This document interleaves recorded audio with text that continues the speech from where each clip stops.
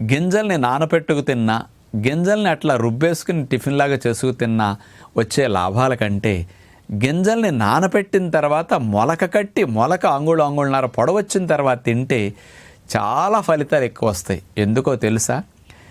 గింజలో ఉండే బీజం అనేది నీళ్ళల్లో నాని ఆ తర్వాత బయట మూటగట్టినప్పుడు ప్రాణవాయువుని నత్రజని తీసుకుని అందులో ఉండే బీజం బయటికి 2 అంగుళాలు ఎదుగుతుంది.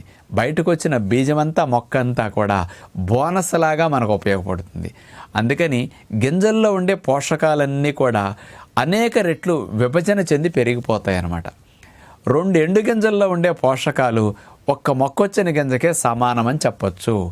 అందుకని ₹2 అయిపోతుంది మొలకొచ్చేసరికి. కాబట్టి గింజలన్నిటిని నానబెట్టి మూటగట్టి మొలకలు వచ్చాక తినటం వల్ల తక్కువలో ఎక్కువ పోషకాలు పొందటానికి ది బెస్ట్ మార్గం స్ప్రౌటింగ్ సీడ్స్ అని చెప్పొచ్చు.